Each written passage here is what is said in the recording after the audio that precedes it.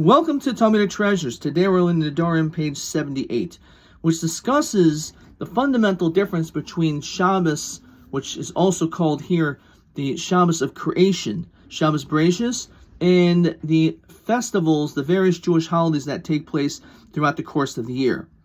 We know that on Shabbos, which takes place from Friday night to Saturday night, there is no requirement every single week for a court to stand up and declare that this upcoming Saturday is going to be sanctified, it's going to be holy. It automatically takes upon itself its sanctity.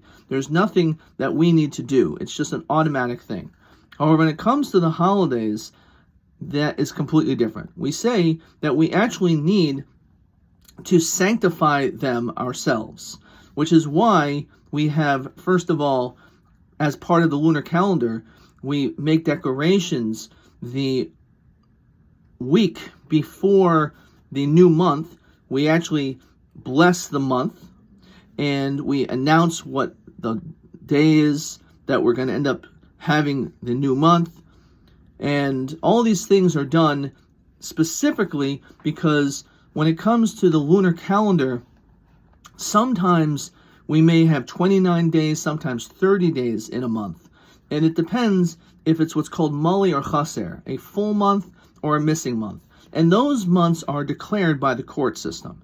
And because of that, this is the reason why it says in the verse that these are the holidays of God, that you shall declare them.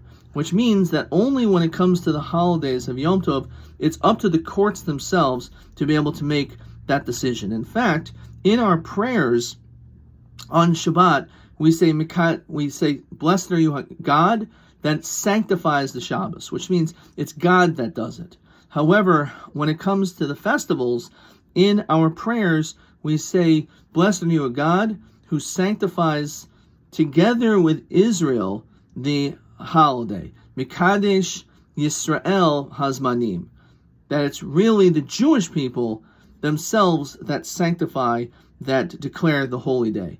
In fact, it's brought down that the very first commandment given to the Jewish people upon leaving Egypt is this notion that they have this power to be able to be in control to determine when the festivals will fall out. And of course, it doesn't mean that Passover is going to fall out in the fall or in the summer. It always falls out on the 15th day of Nisan, but the question is exactly what day is that based on these calculations of the moon.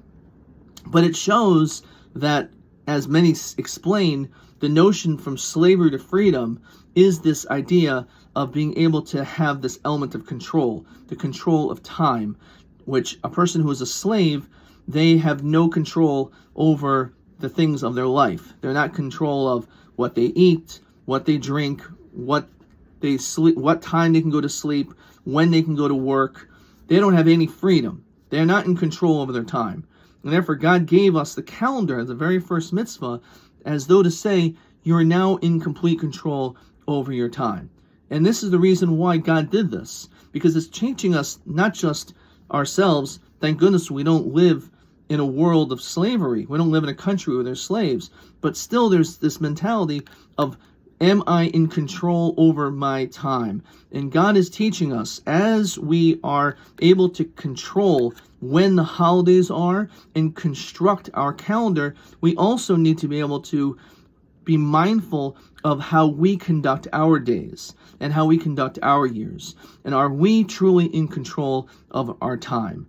And by doing so, that is actually the greatest element of freedom.